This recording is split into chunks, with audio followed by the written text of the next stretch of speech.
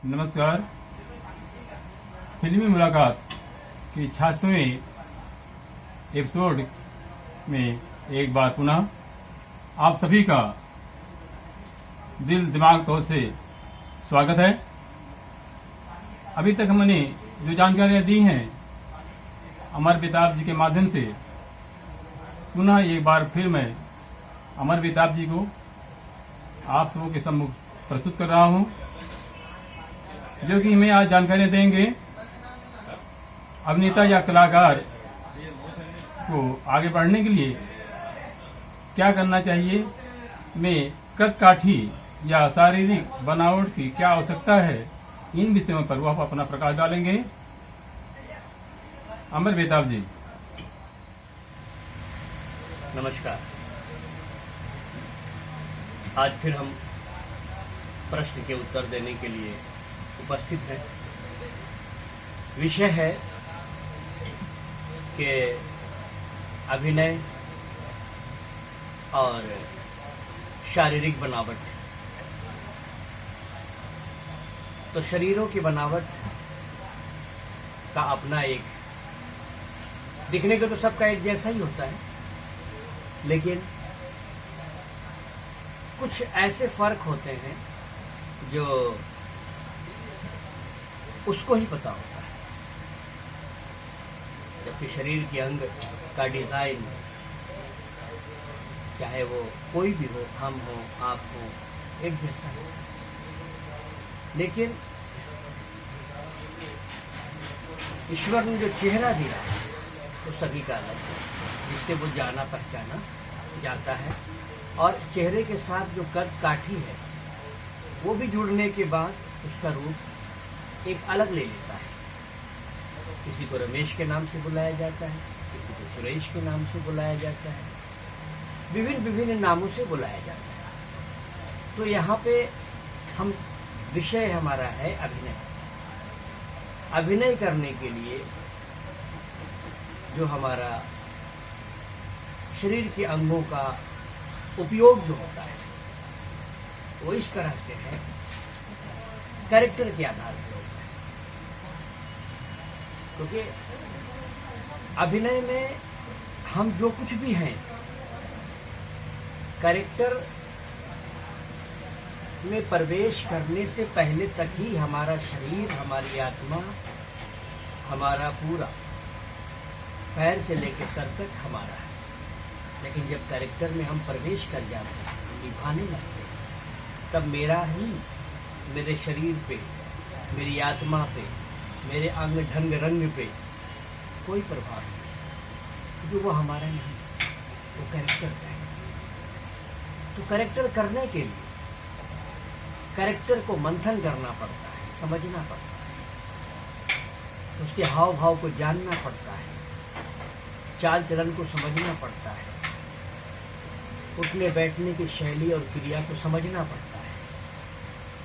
जब पूरी तरह से वो कैरेक्टर समझ में आ जाता है, फिर हम उसे अभिनय के रूप में आपके सामने पेश करते हैं। तो आप क्या कहते हैं? परफेक्ट, अच्छा लगा, बिल्कुल सही लगा।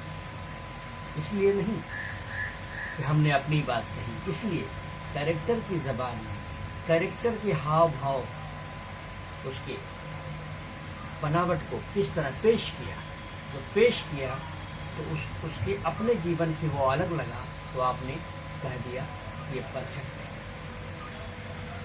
लेकिन किसी भी अभिनय को करने के लिए, किसी भी कैरेक्टर का अभिनय करने के लिए सबसे जरूरी है आपका स्वस्थ होना।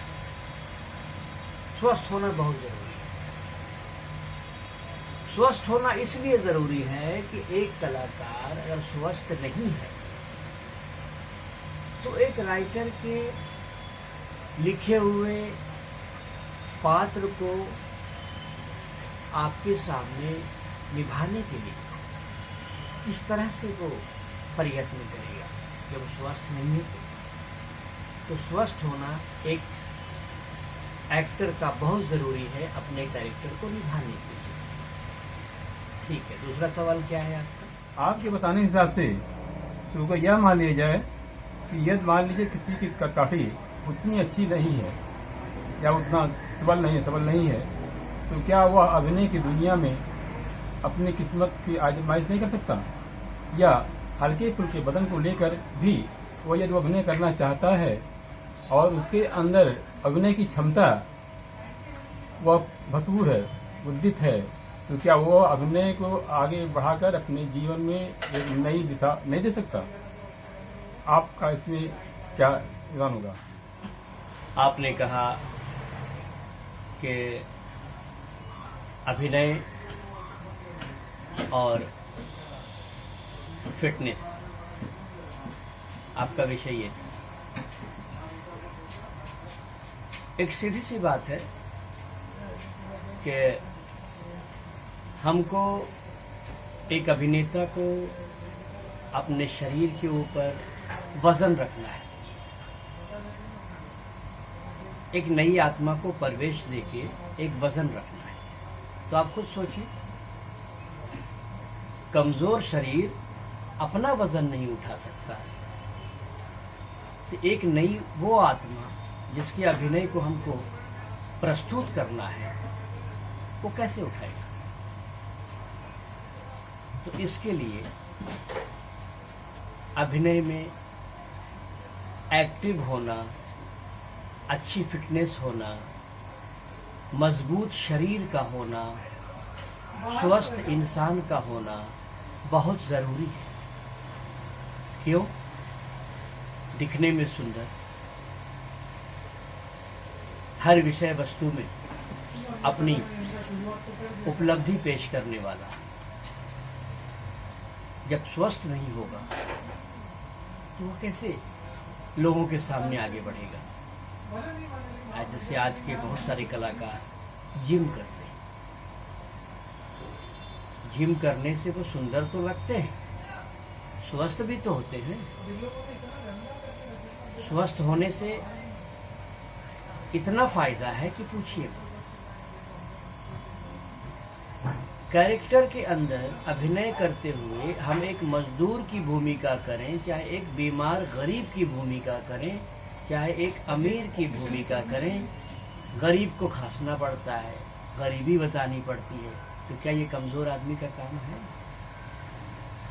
अमीर को शान बताने पड़ते हैं स्क्रीन पे या स्टेज पे, तो क्या ये गरीब आदमी का काम है? गरीब का ताल्लुक कमजोर से है।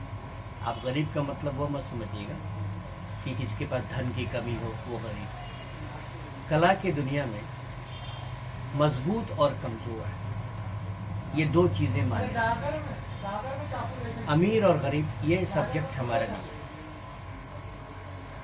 क्योंकि कला हमेशा हर दौर में जमीन से उठा है, आसमान तक पहुंचा है, अपना परचम लहराया है, अपनी उपलब्धि रजिस्टर्ड करवाई है। तो इसके लिए आज के नए युग में कलाकारों को फिटनेस को नंबर 1 इम्पोर्टेंस देना होता है। Second education, third sincerity. इसी तरह से है तो बहुत सारे पॉइंट की कमी नहीं है। पॉइंट तो चाहे तो 100 हम बना सकते हैं। एक एक्टर को इतनी चीज़ें आनी चाहिए, ठीक है, लेकिन सबसे पहले beautiful health and strong body, जो कैरेक्टर को अच्छे से निभा भी सके, उसके वजन को अपने आत्मा के ऊपर प्रवेश करके उसके वजन को ढो भी सके, और अपनी अभिनय को पेश करने के दौरान उसके योग्य जो भी समस्याएं सामने आती हैं उसे हल निकालकर प्रस्तुत कर सके। तो सेंस ये है, इन सारी चीज़ों को कहने के लिए आपको गुड हेल्थ का होना, गुड फिटनेस का होना, गुड सिंसियरिटी का होना, गुड एजुकेशन का होना बहुत ज़रूरी है। ठीक है, देखता हूँ और भी कोई प्रश्न है तो उसके उत्तर दिए जाएंगे। धन्यवाद जी अमृता जी, आपने मेरे प्रश्नों का बहुत ही सटीक उत्तर दिया। मेरी आत्मा को वास्तव में संतुष्टि मिलनी चाहिए, एक उत्तरदाता के रूप में मुझे मिली। और health is wealth, health is wealth, स्वास्थ्य ही मूल रूप का धन है। इसके माध्यम से एक कलाकार ही नहीं, समाज का कोई भी प्राणी इस समाज में कुछ करना चाहता है, आगे बढ़ना चाहता है, तो उसके लिए जरूरी है कि वो अपने स्वास्थ्य को यानी विशेष रूप से मजबूत बनाए। शारीरिक, आंतरिक, बौद्धिक हर रूप से जब स्वस्थ रहेगा और उसके हिसाब से वह अपने काम को करेगा तो निश्चित रूप से हर क्षेत्र में आगे रहेगा। अभिनय की दुनिया में भी वह अपने परचम को फहरा सकता है। ये हमारे अमर बेताब जी की वाणी से सिद्ध हुआ। और हम ये चाहेंगे कि आप सब अमर बेताब जी की अक्षरशः बातों को सुने और मनन करें, उसके अनुरूप मेहनत करें, अपने शरीर को, कदकाठी को बनाए रखें और भविष्य में अभिनय की दुनिया में आगे बढ़ने के लिए प्रयास करें। क्षेत्र में आपका स्वागत है। इसी साथ मैं अपनी वाणी पर ध्यान दूंगा। अमर बेताब। नमस्कार।